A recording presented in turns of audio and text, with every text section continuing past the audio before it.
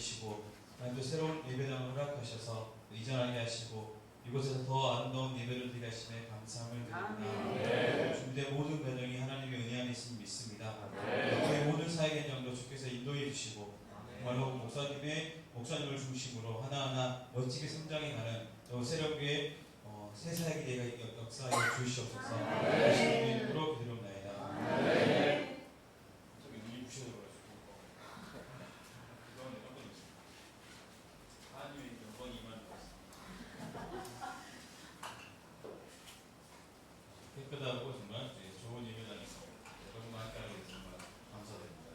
목사님이 수시까지 아닙니다. 피곤하실 거라는 생각이 들었습니다. 주일날 저녁에 10시가 다 됐는데 예쁘게 마무리된 모습을 꼭 보여주고 싶었나 보더라고요.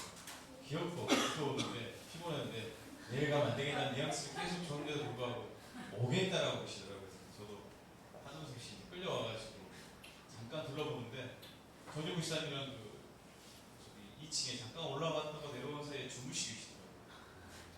편하게 주무시는 것도 아니고 발은 불경스럽게 강단을 올려놓고 머리는 바닥에 이렇게 두시고 너무 고단하게 주무셔서 그냥 몰래 지사님이랑 몰래 화장에 나왔습니다. 그리고 화요일날 급하게 전화가 오셨더라고요. 수요일에 설교 좀 하셔가지고 이렇게 급해가지고 안 된다는 식으로 잠깐 이야기했는데 첫 수요일에 설교를 맡기고 싶다고 그럴 수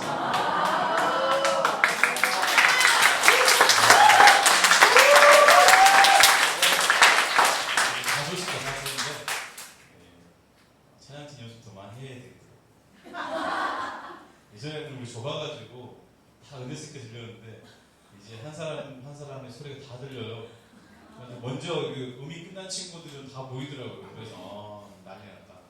이제 여러분 결국 쉬운 길이 아닌 길이 여러분에게 펼쳐집니다. 이제 금요 저녁부터 연습해야 되지 않나 생각이 잠깐 들었습니다. 그런 뜻은 아니거든요. 알겠습니다. 만약에 여러분 한번 생각해 봅시다. 교회가 생긴 지가 이제 횟수로 10년 전에 한번 생각해 봅시다. 10년 전 수요일날 8시 이 시간 여러분 뭐하고 있었을까요? 어디 계셨을까요? 한 10살이 안 되는 친구들은 괜찮아요. 그 친구들은 고민하지 마시고 짬밥이 되시는 분들, 좀 뒤쪽에 계신 분들 목사님 짬밥이 안 되면 앞으로 오라 하더라고요. 그래서 짬밥이 좀 되시는 뒤에 계신 분들 10년 전 지금 어디 계셨을까요? 술집에서 아주 적나라하고 감사한 이야기. 그렇죠. 지금 생각해보면 여러분 지금 믿음이라는 것도 참 신기한 것 같고 여러분의 이 믿음의 공동체가 한 몸으로 이루어져가지고 이곳 함께 있는 것 자체도 굉장히 신기한 일이라고 생각을 합니다. 저는 모태신앙이지만 모태신앙이 아니신 분들 중에 이 자리에 계신 분들 중에 평생 내가 어떤 신앙을 가진다거나 아니면 예수 그리스도를 구주로 고백하고 복음을 증거하는 자로 서게 될 것이라고 이만큼도 생각하지 않으신 분도 이 자리에 계실 거라고 저는 분명히 생각을 합니다. 하나님께서 이제 여러분에게 또 새로운 예배당도 허락하시고 새로운 2.0의 계획을 준비하고 계실 줄로 믿습니다. 오늘날의 영상은 어떤 목사님은 하나님을 경험하고 찬양하고 증거하고 싶어는 하지만 삶은 내 마음대로 살고 싶어하는 시대라고 이야기합니다. 우리가 웨스트민스터 신앙 고백에 보시면 사람이 제일 되는 목적은 다 아시죠? 하나님을 영화롭게 하고 그를 영원히 즐거워하는 거예요. 짧게 즐거워하는 것이 아니라 영원히 즐거워하는 거예요. 그런데 우리의 삶의 즐거움은 다른 곳에서 찾으려고 하는 그런 신앙인들이 굉장히 많습니다. 오늘 본문은 그런 사람들을 향해서 던지는 말씀입니다. 우리 함께 읽겠습니다. 본문도 아니고요. 누가복음 우리 14장 25절에서 35절 한번 같이 공부하도록 하겠습니다. 제가 먼저 공부하겠습니다. 수많은 우리가 함께 갈새 예수께서 돌이키사 이르시되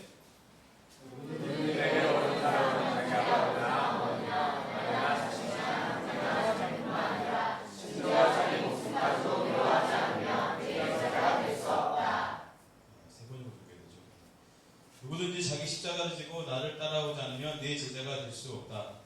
너희 가운데서 누가 망대를 세우려고 하면 그것을 완성할 만한 비용이 자기에게 있는지를 원하자서 정하여 보아야 하느냐. 그렇게 하지 않아서 기초만 놓은 채 완성하지 못하면 보는 사람들이 그를 비웃을 것이며 이 사람이 자기를 시험하라고 울리지 못하였구나 하고 말할 것이다. 또 어떤 임금이 다른 임금과 싸우러 나가려면 2만 명을 거느리고 자기에게로 쳐들어오는 그를 자기가 1,000명으로 당해낼 수 있을지를 먼저 앉아서 헤아려 보아야 하지 않겠느냐.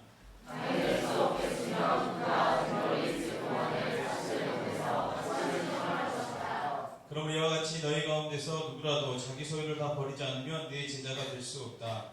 소는 좋은 것이다. 그러나 소금이 짠맛을 잃으면 무엇으로 제자하겠느냐. 알겠습니다. 그것은 땅에도 거름에도 쓸데가 없어서 밖에 내버린다. 들을 귀가 있는 사람은 들으라. 네, 그렇죠. 오늘 본문의 말씀은 하나님에 대해서 모르는 사람들에게 주는 말씀이 아니라 하나님을 아는 사람들에게 주는 말씀인데, 중요한 것은 그 삶의 중심이 무엇으로 채우는가에 대한 말씀을 우리가 볼 수가 있는 것이죠. 수많은 군중들이 예수님을 찾아왔습니다. 다양한 이유들은 있겠지만 결론은 비슷한 거죠.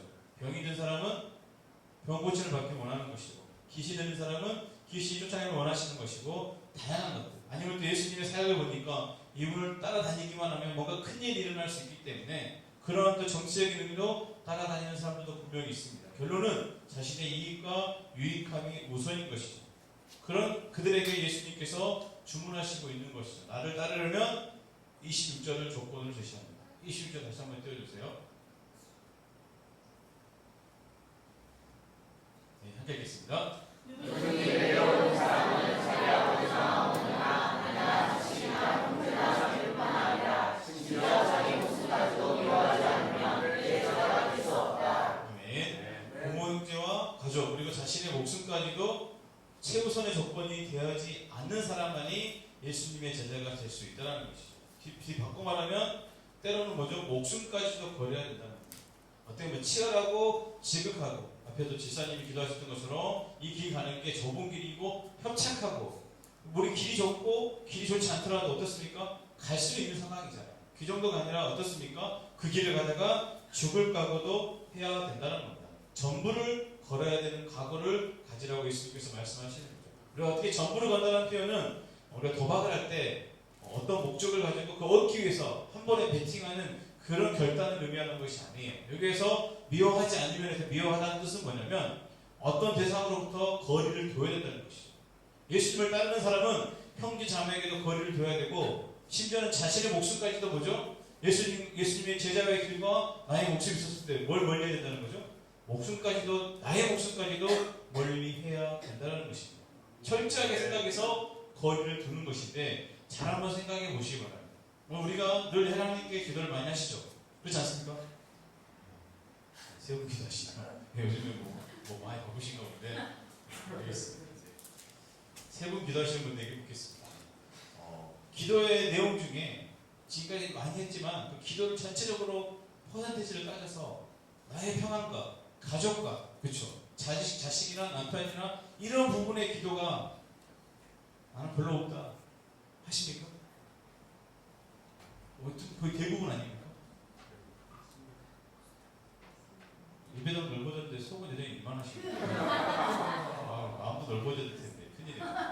그동안에 너무 좁은 데 계셔가지고 좁은 줄 알았는데 원래 좁으신 분들인 거라는 걸 제가 이제 알게 됩니다. 네. 좁으신 분들에게 다시 질문드리겠습니다. 여러분의 기도의 내용에 많은 부분은 나와 가족의 문제들 아닙니까? 맞습니다. 네, 알겠습니다. 정말 힘듭니다. 제가 어제 월요일에 제가 잠을 놓쳐가지고 좀 컨디션 조절 못해서 밤을 새게 됐어요. 또 밀린 친구도 있고 해서 좀 순천에 오래 있다 올라와서 밤을 새고 잠깐 자고 일어났는데 목사님이 내일 설교를 해달라고 해가지고 그 목명한테 같이 가서 컨디션 조절 안 돼가지고 수요일날 첫 설교를 막 찍고 싶다고 뭐 엄청 대단한 것처럼 거기에 넘어간 바람에 네 하고 지금 이제 겨우겨우 하루 반만 저 만에 만들어 와서 저도 힘든데 저도 머리 지금 다 못 외워가지고 힘들어 죽겠는데 반응도 안 좋으니까 정말 죽을 맛입니다. 그래도 예전교회에 있을 때는 따뜻했어요. 제가 오면 그래도 이렇게 뭐 마실 것도 주고 커피도 주었는데 오늘 아무것도 없더라고요. 잘된 사람들이 좀 악하더라고요. 늦게 온 게 아닙니다. 길을 잘못 들어서 이쪽 뒤에 골목으로 왔거든요. 늦어서 이쪽 골목 이렇게 막힐 줄 몰랐어요. 그 택시 아저씨가 끝까지 안 비키셔가지고 6대가 다 후진해가지고 오게 되는 상황이 됐어요. 힘들게 제가 왔는데 커피도 안 주시고 마음은 좀 힘들지만 계속 하도록 하겠습니다. 제가 자주 드리는 질문인데 왜 예수 그리스도를 믿으십니까? 아니면 왜 믿기로 결정을 했습니까? 그리고 왜 그분의 영광을 위해서 살겠다라고 이렇게 열심히 결단하십니까? 늘 자주 드리는 질문 중 하나인데요. 항상 대답을 안 하시니까 계속 질문을 드립니다. 생각을 한번 해보시기 바랍니다. 결론들은 다양할 수 있는데 우리가 목적하는 바 그분이 구원을 주시고 영생을 주시고 그 내용들은 뭐죠? 나에게 관계되는 것들 중에 국한되는 것이 대부분이죠. 그런데 오늘 본문의 말씀은 그 목적하고 있는 바를 위해서 끊임없이 믿음의 길을 걷고 있는 우리들에게 그 믿음의 길들이 어떻습니까? 아까 고백처럼 만만치 않지 않아요. 그렇지만 이제 뒤에 계신 분들, 짬밥 좀 되신 분들 어떻습니까? 이제 익숙해져서 할만하지 않습니까? 군대도 처음에 있게 하면 너무나 힘들고 언제 집에 가나 싶은데 그래서 한 3병 꺾이기 시작하면 할만하거든요. 그렇지 않습니까? 신앙생활도 벌써 한 5년, 6년 해보면 좀 이제 할만하십니까? 네. 목사님 말고 할만한 사람이 한 명도 없는 것 같아요. 주님께서 요구하시는, 예수 요구하시는 자기 십자가를 지고 걸어야지만이 내 제자가 된다고 분명히 말씀하시는데 어떻습니까? 십자가 지는 거 이제 우리도 아령도 한 15개월짜리 처음에 되기만 힘든데 한 1년 동안 아침마다 10번씩 하면 나중에 어떻습니까? 익숙해지거든요. 내 십자가 어떻습니까? 이제는 손가락 휙 돌릴만 하십니까? 더 커진 것 같습니까? 열심히 끌고 걸었더니 다 달아져가지고 이제 엉덩이로 남았습니다. 어떻습니까? 이야기를 좀 해주셔야 제가 진행할 수 있는데 커지고 있습니까? 물을 주십니까? 저는 커지는 건 잘 모르겠는데 굉장히 더 무거워지는 느낌이 들어서 나이가 들어서 만만치 않아지는가라는 생각을 하긴 하는데 다양한 생각들이 있지만 이 십자가를 지는 게 만만치 않은 일입니다. 근데 우리 누가복음 성경책 가지고 계시니까 우리 누가복음 9장 우리 23절, 24절 한번 읽겠습니다. 누가복음 9장 23절, 24절입니다. 함께 공부하겠습니다. 또 우리에게 이르시되 아무 누구든지 나를 따르려거든 자기를 부인하고 날마다 제 십자가를 지고 나를 따를 것이니라. 누구든지 제 목숨을 구원하면 이를 것이요 누구든지 나를 위하여 제 목숨을 잃으면 구원하리라. 아멘. 예수님께서 누가복음 9장에 이걸 제자들에게 세상 사람들이 다 누구를 하느냐? 예레미야라고 합니다. 다양하게 선지자라고 합니다. 이야기를 하는데 너희는 나를 누구를 하느냐 할 때 베드로가 하나님의 그리스도라고 멋지게 고백을 하죠. 그러면서 하는 말씀이 이제 이 말씀을 던져주시는 거고 지금 짧은 두 줄의 말씀을 읽었는데 어떤 말씀이 눈에 들어오십니까? 저를 보지 마시고 제가 눈에 들어오는 건 알겠는데 성경에 다양한 말씀들이 있을 수 있어요. 눈에 들어오는 말씀이 분명히 있는데 제게 눈에 들어오는 건 뭐냐면 23절 말씀에 보면 날마다 뭐 한다고요? 제 십자가를 지고 나를 따를 것이다. 날마다 제야 된다. 그저 표정들이 어두우시죠. 대충 읽었는데 주님께서는 꼼꼼하게 요구하시는 거죠. 오늘 지고 내일 좀 쉬었다가 그 다음날 지고 이게 아니라 날마다 그 십자가를 지지 않으면 안 된다라고 일러주시는 말씀이죠. 우리가 앞에도 말씀드렸지만 군생활은 좀 익숙해져요. 적응이 돼요. 더 좋은 건 뭐냐면 적응이 되면 될수록 뭐합니까? 지대가에 가까워 오거든요. 그래서 기뻐지거든요. 그런데 오늘 본문의 말씀, 예수님께서 하신 말씀은 뭐죠? 이 십자가를 지는 일은 유통기한이 없어요. 계속 지라는 이야기만 있는 거죠. 그런데 중요한 건 뭐죠? 제대로 안 지면 뭐 한다고요? 죽을 수 있다는 거죠. 자기 목숨을 잃을 수 있다는 거죠. 우리 십자가 그러면 영광의 십자가, 우리 예수님의 십자가 이렇게 생각이 드시잖아요. 이걸 바꿔서 저는 뱀을 정말 싫어하거든요. 잡아먹고 생겼다고? 아니 정말 뱀을 싫어합니다. 그런데 이만한 뱀만 봐도 정말 싫거든요. 근데 주님께서 날마다 저에게 아나콘다 하나 던져주고 이걸 지고 날 따라하면 어떨까요? 내가 그냥 죽고 말지 그죠? 예수님 멱살에다 잡을 마음으로 막 덤빌 수도 있을 것 같아요. 그렇게 쉽지 잘 생각해 보시기 바랍니다. 유대인들에게서 십자가라는 표현은 막연하게 힘든 일, 두려운 일, 어려운 일 정도를 말하는 것이 아니라 저주의 상징이고 혐오하는 일의 상징이에요. 저주가 죄를 지고 나를 따라오라고 말씀하시는 거기 때문에 만만치 않은 일이죠. 그럼 이걸 지고 왔으면 그래 착하고 충성된 동안 칭찬해줘야 되는데 날마다 져야 되고 똑바로 안 지면 뭐 한다고요? 야, 이거는 뭐 선택의 여지가 없는 길로 계속 우리를 몰아내고 있는 거죠. 다시 질문하겠습니다. 왜 예수님을 믿고 따르십니까? 다들 피곤해가지고 죽을 것 같은데 그래서 우리 친구들 그냥 계약해가지고 그지 말도 살찌고 여기도 살찌고 죽겠는데 그냥 설교까지 들으려면 죽을 맛일 텐데 또 묻습니까? 이 졸업을 참으면서 왜 예수님을 믿고 따르십니까? 정말 십자가를 지고 날마다 따를 자신 있으십니까? 저희 아멘이 안 나옵니다. 그렇죠. 우선 더 열심히 달리셔야 되겠습니다. 큰일 났습니다. 만만치 않고 이 말씀 앞에서 아멘할 수 있는 사람이 없는 거죠. 제자들도 처음에 이 말씀하실 때 저게 무슨 말씀일까? 왜 우리가 십자가를 져야 되나? 이런 생각을 했었는데 나중에 이제 그들이 영광 중에 오시는 성령을 경험하고 하나님의 역사를 한눈에 깨닫게 되었을 때 그 십자가의 의미를 알게 되었을 거겠죠. 근데 제가 이제 우리 늘 고백하듯이 신앙생활은 만만치 않습니다. 저만 그런 게 아니고 여러분 표정을 보니까 정말 만만치가 않죠. 근데 여러분에게 위로가 될지는 모르겠지만 여호수아서 읽어보셨죠? 여호수아서 이것도 안 하셨습니까? 창세기 출애굽기 좀 가다가 지쳐가지고 뭐 넘어지십니까? 여호수아서 모르십니까? 읽어보셨죠? 읽어보시면 여러분이 여호수아가 한번 돼서 다시 한번 읽어보십시오. 그러면 생각이 달라지죠. 제가 여호수아라면 정말 하나님 너무 하시는 분이라고 말할 겁니다. 여호수아 1장에 뭐라고 등장합니까? 하나님께서 강하고 담대하다고 내가 너랑 함께 할 거라고 계속 열심히 해가지고 여호수아를 꼬십니다. 쉽게 표현할게요. 여러분 어렵게 하면 어려워하니까 꼬셔요. 그럼 여호수아가 그래 한번 해볼까 하는 마음으로 이제 사역을 시작하려고 하는데 하나님께서 뭘 보고 계십니까?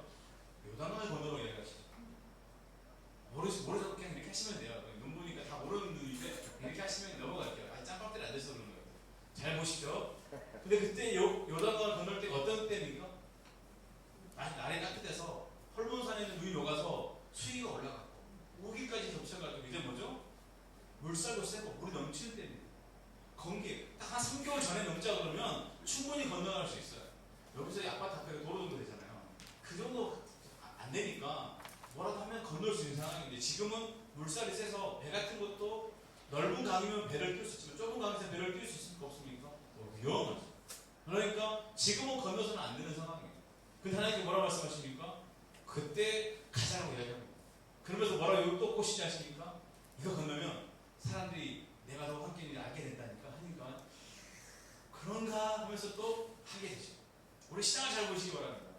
늘 우리 믿음이 커서 한 것이 아니라 그런가 하면서 우리가 하다 어떻게 됩니까? 이제는 집사님 그때 결혼하셨을 때 축가했죠. 아시죠? 그런 상황들이 여호수아의 상황이 되는 거죠. 왜요? 요단강을 건넜어요. 돌아보니까 갈 수 있을 거 없습니까? 이제 돌아갈 길이 없어요. 근데 가장 먼저 해야 할 길이 어디입니까? 어디를 공격하죠? 가장 먼저 공격하는 데 어디죠? 여리고성. 사모님 손이 터져가지고 뒤에서 여리고성을 가장 먼저 공격합니다. 아시다시피 여리고성은 가나안 중부의 가장 큰 성 중에 하나예요. 그리고 나중에 목사님께서 자세히 들으시면 아시겠지만 이 성이 산 위에 있기 때문에 산 중턱에서 이렇게 꺾어 있기 때문에 그 고고학의 내용을 보면 성벽이 산중으로 있는 곳이에요. 거기에 성이 있어요. 잘 생각해 보시기 바랍니다. 근데 이스라엘 백성들이 거기를 처음에 매일매일 몇 바퀴 돕니까? 안 돌아가고 모르시죠. 한 바퀴씩 돕니다. 마지막 날은 몇 바퀴 돕니까? 7바퀴를 돕니다. 잘 생각해 보시면 그냥 7바퀴를 월요일날 돌고 화요일부터 한 바퀴 돌다가 주일날 한 바퀴 돌면 어떻습니까? 몸이 컨디션이 딱 올라와가지고 전문적으로 싸울 수 있는 상황이 되지 않겠습니까? 근데 제가 믿음이 없어가지고 이게 과연 가능하나 싶어가지고 한번 재봤어요. 제가 그림을 그렸을 때 우리가 성이 여리고성이 엄청 크지만 작게 잡아가지고 이미 200 정도만 잡으십시다. 굉장히 큰 성 중 하나도 있다만 200인데 여러분 집에 도둑이 쳐들어오려고 앞에 빙빙 돌고 있으면 여러분이 오나 안 오나 이렇게 멀리서 구경하십니까? 아니잖아요. 그렇다면 한쪽은 산에 있고 한쪽은 평지짜리잖아요. 이걸 성을 돌려면 어떻습니까? 반은 땅을 보고 반은 산을 타야 돼요. 대충 그냥 안다고 해주십시오. 제가 시험을 줄 거예요. 새 선배라서 새 예배 다니면서 첫 예배인데 제가 시험을 예, 턱이 죽겠네요. 네. 물도 안 주고 내가 그냥 신령이 메마르고 있습니다. 아무튼 만약에 활을 쏜다고 생각하시면 이 성에 바짝 붙어가지고 놀 수 있을까? 멀찍이 떨어져서 돌아야 됩니다. 그렇죠. 활을 최소한 100m만 잡았을 때, 그렇죠. 100m만 잡았을 때, 저 멀리서 쏜다고 땡겼을 때, 이 성을 도는 거리가 제가 생각에 최소한 작게 잡아도 최소한 4km 정도는 걸어야 돼요. 그렇죠? 근데 산이 절반이라고 생각하시면 7바퀴면 몇 킬로를 겁니까? 2km만 잡아도 7바퀴를 산을 한 8km 잡고 땅을 8km, 16km 정도를 걸었다 생각하십시오. 그리고 하나님께서 전쟁을 시작하다. 이렇게 하면 어떻게 할만하십니까? 우리가 엄청 뭐 여리고성을 물러서기 신박한 계기라고 생각하는데 원래 상식적으로 생각하면 제 생각에는 전혀 신박하지 않아요. 이런 상황을 하나님께서 계속 하게 하시죠. 근데 여기서는 혹해가지고 하나씩.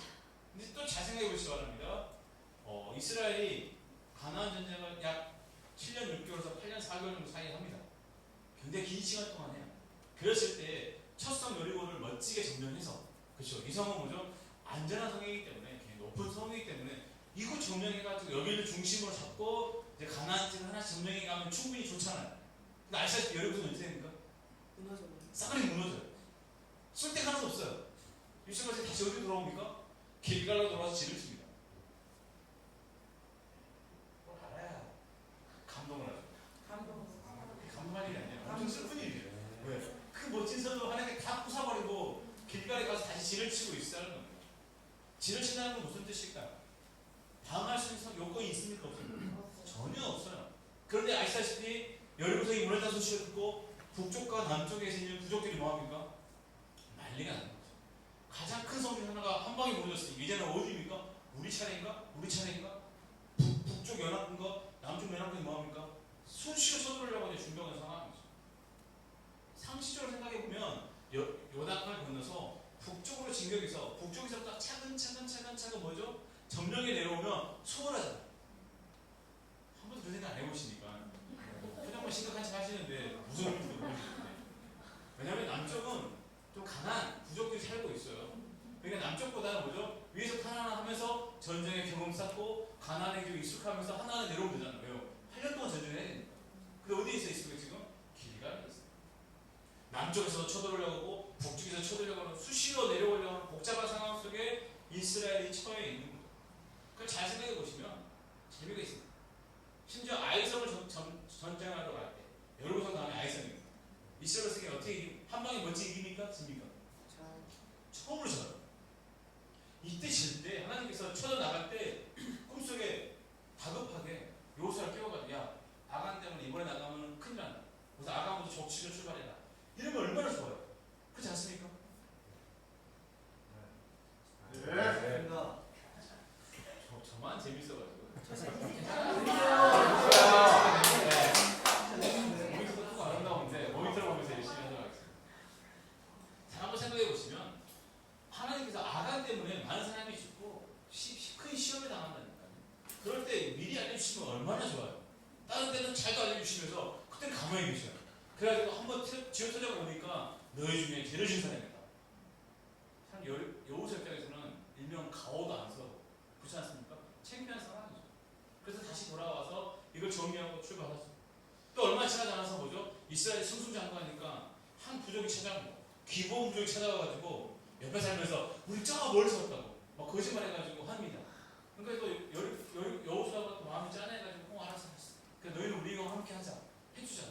이럴 때 하나님께서 여호수아야 안 된다 이렇게 해주시면 얼마나 좋아요.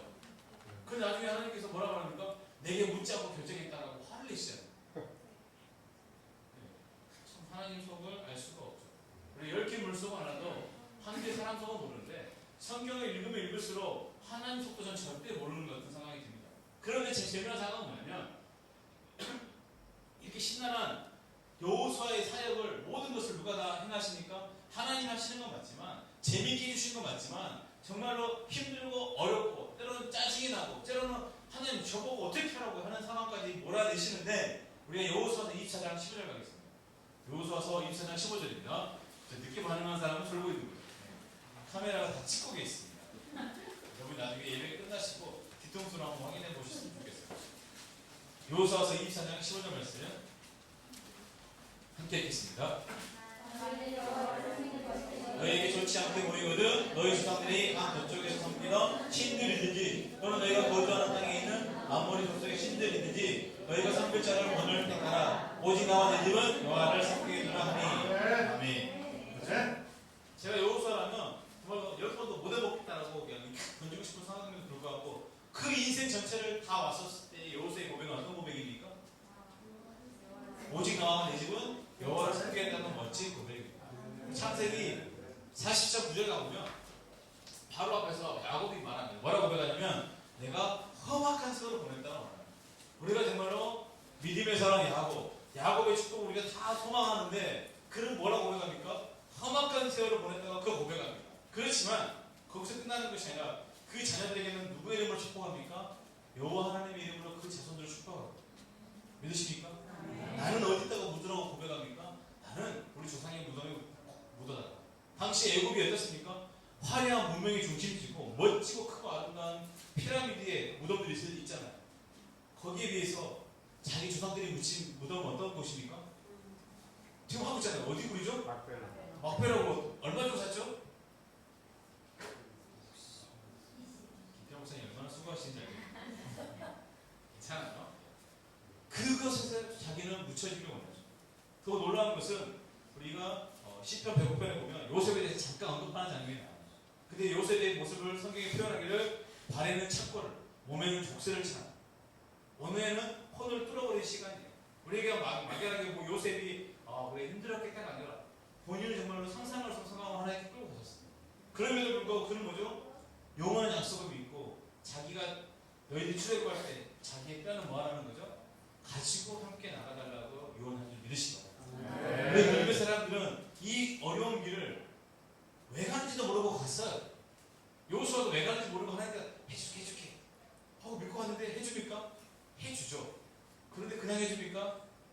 저라도 말하고 쎄까지게 정말로 굴리고 굴려서 그 상황 속에 가는 것을 우리가 분명히 보게 됩니다. 정말 우리가 이 새 예배당에 오기까지 지난 5년 동안 김병호 사님은 마음 못할 고생들 되게 많이 하셨죠. 여기라고 진작에 딱 말해주시면 얼마나 편해요. 그리고 언제 간다 해주시면 얼마나 편해요. 그러면 그냥 가만히 기다렸다 때리면 오면 되는 건데 이것도 이렇게 합을 안 맞아주시니까 제 얘기를 했습니다. 저에게 있어서 하나님은 참 좋으신 분 맞아요. 근데 목회를 하면 할수록 너무 하시나 생각이 들 때가 진짜 많아요. 그럼에도 불구하고 그분에 대한 기대는 점점 작아집니다. 별로 기대하는 바는 없어요.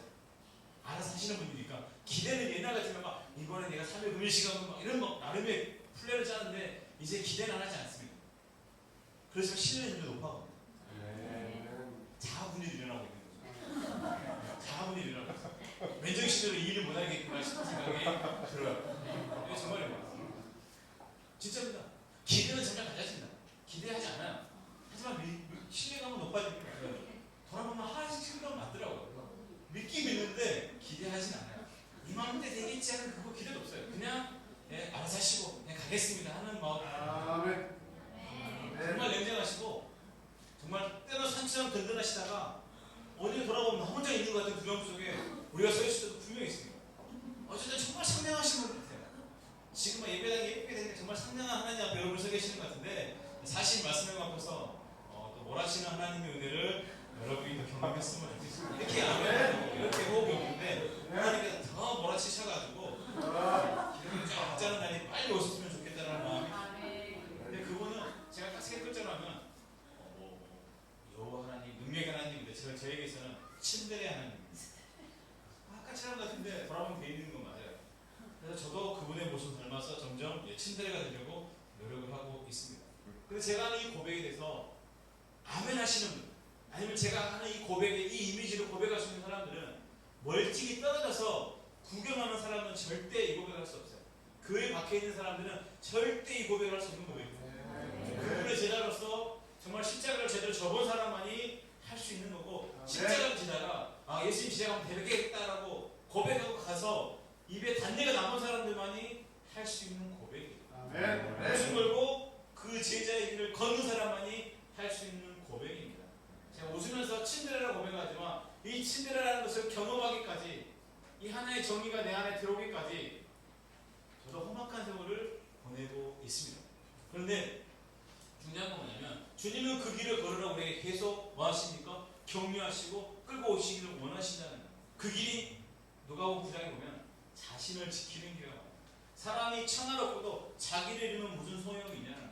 세상에 많은 가치를 두고 쫓아가는 사람도 있고 십자가의 길을 걷는 사람도 있는데 천하를 얻었지만 자기를 잃어버리는 길이 그 길이고 너희는 천하를 잃을지 모르겠지만 자기를 얻을 수 있는 길이라고 주님께서는 분명히 말씀하고 계십니다. 그리고 우리 9장 이것도 14장 말씀에 뭐라고 말합니까? 소금이 말씀을 지키는 거예요. 사람이 사람됨의 본분을 지킬 수 있는 일이 그 길이라고 성경은 주님은 분명히 말씀을 하고 있습니다. 뭐 정치적인 이야기가 될 수 있지만 전 정치적인 이야기가 아니라 그냥 한 사람의 이야기를 하고 싶어요. 최근에 제가 한 사람을 보았는데 이 사람은 정말 큰 사람이구나. 정말 산과 같은 큰 무게가 느껴지는 사람을 만나봤어요. 만 17세 서울대 법학과에 입학하고 울산대학교에 27세 울산대 교수가 된 사람입니다. 지금 서울대 교수로 있다가 잠시 멈춰. 누군지 아실 거예요. 지금 이제 국방부장관이 아니고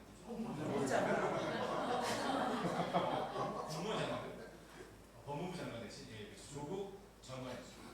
근데 뭐 그 조부와 그 집안 어르신들은 뭐 독립운동대 누군지 하나도 몰랐는데 하도 이상한 기사들이 많이 나오면서 그게 가짜 가면서 나오는 기도 이렇게 증명하는 그 다른 기사들 있잖아요.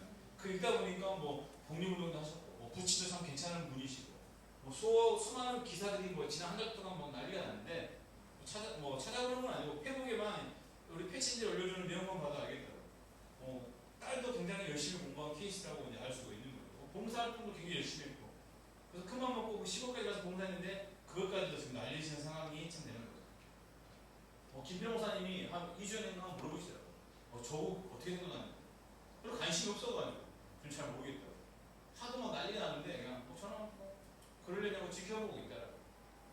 나중에 지나면 제대로 알게 되지 않을까요? 라고 제가 이야기를 했는데 제가 언제 놀랐냐면 청문회 그 영상을 보고 놀랐어요. 많은 사람들 기자들이 막 그 질문함에도 불구하고 그 12시간 동안 자세히 흐트러지지 않냐고 하나하나 다 대답을 해줘요. 저랑 5분 만에 나는 그거 정말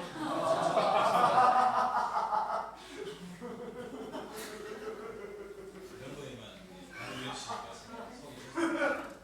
저랑 정말로 안 하고 말겠다는 생각이 듭니다. 왜냐면 제가 그때 금수저까지는 아닌 것 같지만 금수저에 가까운 사람이잖아요. 율법하게 자랐잖아요. 본인이 원하는 것들 얼마든지 할 수 있는 그런 능력이 있는 사람이죠. 조금만 생각이 달랐다면 자기가 동기들처럼 이미 정치 노선에서 얼마든지 권세를 누릴 수 있는 사람입니다.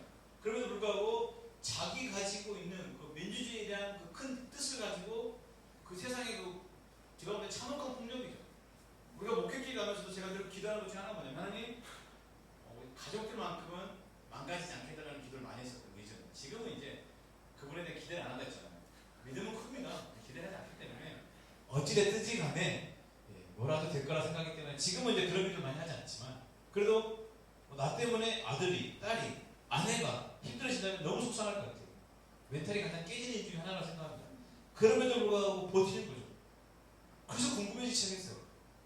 아니 세상 속에서 저렇게 욕을 먹고 망신칭해야 되는데 그걸 알아보니까 오히려 좋은 일을 되게 많이 했더라고요. 그럼에도 불구하고 그것들을 왜곡시켜가지고 세상에 공격하면 얼마나 힘들겠어요. 우리가 선한 일을 했는데 악한 일처럼 돌아가면 너무너무 속상하잖아요. 그럼에도 불구하고 버티니까 뭐 때문에 저렇게 버틸까 싶어서 그때 이제 관심이 생겼어요. 그래서 하다하다 좀 찾아보고 시작했어요. 그분이 써도 논문도 보게 되고 알고 봤더니 서울대 법대 교수 중에서 그 국제학술이나 이런 논문 인용이 가장 많이 된 교수더라고요. 실력이 없는 교수가 아니었어요. 굉장히 실력이 있더라고요.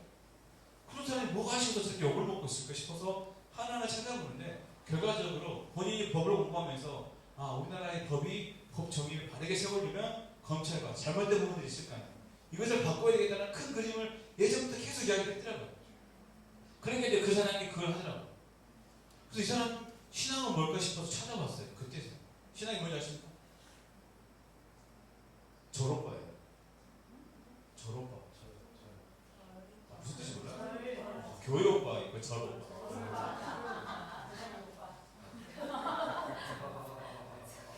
절 오빠들. 한편 좀 아쉬웠어요. 하도 교회가 욕먹는데 아주 이런 사람이라도 있으면 좋았겠네. 근데 교회가 절 오빠였을 때 욕을 먹었나 교회한테도 이런 생각이 들긴 하는데 아무튼 근데 중요한 건 뭐냐면 얼굴도 잘생겼더라고. 젊었을 때 정말 잘생겼더라고. 그래서 어떤 기자는 본인이 서울대 다른 과였음에도 불구하고 교양학부 때 그 얼굴 보려고 그 수업에 참강이 들어갔다 할 정도로 오 대단하신 분이다. 다 가졌더라고. 근데 저런 거야. 감사하더라고. 다 가졌는데 겨털링을 못 가졌더라고. 그래서 조금 위로가 됐어요. 우리 잘생긴 사람들은 목소리도 별로 안 좋거든요. 근데 목소리도 좋더라고. 베컴이나 이런 분들 보면 목소리가 그렇게 안 좋아요. 그래서 아 하나님께 하나는 안 주셨구나 싶었는데 이분에게는 영원한 생명을 주지 않으셨더라고요. 이것을 뭐 기뻐해야 될까요? 근데 중요한 건 그 사람이 가지고 있는 그 자기가 생각할 때 정의, 어떤 큰 대의잖아요. 그 장에서 달려가는 한 사람의 진정을 보게 되는 거죠. 그래서 멋지게 보이는 거예요. 세상 사람도 믿음이 없는 사람도 정말로 본인 세상이 주는 그 가치, 정의, 그게 저 진리는 아니잖아요. 그럼에도 불구하고 그 장에 달려가는 그 모습이 내가 다른 거 다 포기해도 이것만큼은 내가 꼭 하고 말겠어 하는 그 열정과 진정이 너무너무 멋있더라고요. 하나님을 알지 못하는 세상 사람도 어떤 하나의 점을 향해서 우직하게 달려가는데 오늘 주님이 우리에게 요구하시는 것은 그 이상인 거예요. 대의를 넘어서 우리 각자에게 주신 소명이고 하나님 나라 영원한 소명을 우리에게 주신 줄 믿으시기 바랍니다. 그러니까 이 일은 하나님께서 아무에게나 맡기지 않아요. 아무에게나. 문재 대통령님도 고민하다가 세웠잖아요. 왜냐면 폭풍이 너무 크니까 해야 될까 말아야 될까. 하지만 이 사람은 하겠다 싶으니까 맡겠다라고 생각이 들어요. 뒤집어 보면 세상에 볼 때 우리 정말 초라하고 가진 건 아무것도 없는데 주님이 우리를 부르셨다는 거예요. 그렇다면 우리 뭐합니까? 철저하게 계산하셔야 돼요. 제가 볼 때 새해 배당을 와서 너무너무 좋아 할 수 있지만 하나님은 이제 뭐죠? 한 단계 더 성숙한 믿음의 공동체로 여러분을 세워갈 줄 있을 줄 믿으시기 바랍니다. 대충 할 수는 없어요. 어중간하게 광고지 마시기 바랍니다. 제가 볼 때 이 중에서 반드시 이탈하는 사람도 분명히 있습니다. 정말요. 이 중에서 그 못 견디고 이탈하는 사람도 반드시 있을 겁니다. 그렇지만 제가 바라기에는 단 한 번도 여기서 이탈하지 않았으면 좋겠어요. 10년 전에 저희 교회도 새로운 성전, 새로운 예배당으로 옮겼습니다. 옮겼는데 가장 앞에서 달렸던 사람들이 가장 먼저 교회를 등졌어요. 왜요? 물질과 세상을 이 십자가의 길은 만만치 않거든요. 정말입니다. 옮길 때 좋았는데 교회 미실이 있다 보니까 가장 먼저 앞장서는 사람들이 다 떠났다니까요. 정말입니다. 한 3년쯤 이게 반복되었을 때 우리 교회 이제 안 되겠구나 싶은 마음까지 들었어요. 근데 7년이 지난 지금 아무렇지도 않아요. 그들의 빈자리는 보이지도 않아요. 무슨 의미일까요? 더 부흥해서? 아니요. 한 3분의 1로 줄어들었습니다. 그럼에도 불구하고 전혀 아무렇지도 않아요. 저는 그 현장을 보면서 아까 말씀드렸죠. 기대는 줄어들었는데 믿음은 커졌다. 자아 분열이 있지만 믿음은 점점 커지고 있더라고요. 하나님이 하시는 일의 그림은 우리의 내가 원하는 그림으로는 하나도 가지 않지만 그분이 하신다는 게 더 선명하게 보이는 현장에 제가 서 있습니다. 그렇기 때문에 흔들리지 않는 거죠. 건물이 지금 옮겨온 이 예배당이 여러분에게 어떤 우리에게 뭐 좋아하는 자신감을 좀 더 키워줄 수 있을 거예요. 물론 그 믿음도 귀하고 그 마음도 좋아요. 하지만 제가 여러분과 새로운 교회 공동체를 부러워하고 귀하게 여기는 것은 건물에 있지 않아요. 아시나요? 목사님이 주일날 막 저녁에 저를 데려와가지고 예쁘게 잘한다고 막 자랑하시는데 저희 교회가 훨씬 더 예쁘죠.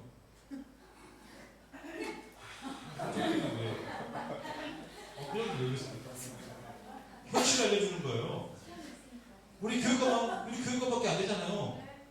그럼 정신 차리셔야 돼요. 여기서 만족하고 여기가 좋사오니 할 분위기인데 정신 차리십시오. 세상에 멋지고 아름다운 게 얼마나 많은데 정신 차리셔야 돼요. 여기 엄청 대단한 것처럼 다들 막 평안하시는데 아니죠. 이제 이병 딱지 떼셨어요. 이제 일병 됐습니다. 순천에 우리 교회는 5번 옮긴다니까요. 이제 하사예요. 아직 멀었어요. 결과라면 아직 멀었더라고요. 네. 제가 반드시 별까지 가야 되니까 제가 해야 될 일이 아직 많더라고요. 여러분 정신 차리셔야 돼요. 제가 정말 좋아하는 것은 여러분을 정말 이 교회 공동체를 부러워하는 것은 하나님 없이 살았던 그 삶의 제약들이 다 멈춰지고 귀한 하나님의 공동체로 세워져가는 여러분의 영혼이 멋져서 제가 이 자리에 서 있는 거예요. 그 목사님이 설교자가 부탁할 때 건물이 좋아? 아니에요. 여러분이 좋아서 제가 이 자리에 서 있는 거예요. 이런 것만 안 돼요. 그리고 더 그런 거는 여러분의 그 영혼을 통해서 여전히 멋지게 일하시는 하나님이시고 앞으로 더 멋지게 일하시는 하나님을 기대하시기 바랍니다. 그렇기 때문에 전례 먹지 마시고 옆 사람을 통해서 야, 네가 제일 귀하다 한번 해주시고 그 얘기는 모르시고 잠시만요. 좀 보시고 들으시고 얘기하는 모르다면 네 자리 지킬 때 제일 귀하다. 다시 한번 네 자리 지킬 때 제일 귀하다.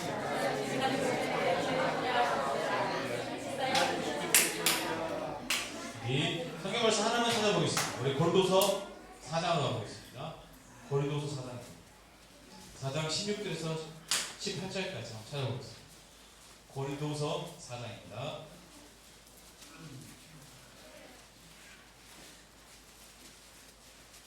고린도서 4장 우리 16절에서 18절까지 함께 보도하겠습니다. 그러므로 우리는 낙심하지 않습니다. 우리의 겉사람은 낡아가나 우리의 속사람은 날로 새로워집니다. 지금 우리가 겪는 일시적인 가벼운 고난은 비교할 수 없을 정도로 영원하고 크나큰 영광을 우리에게 이루어 줍니다.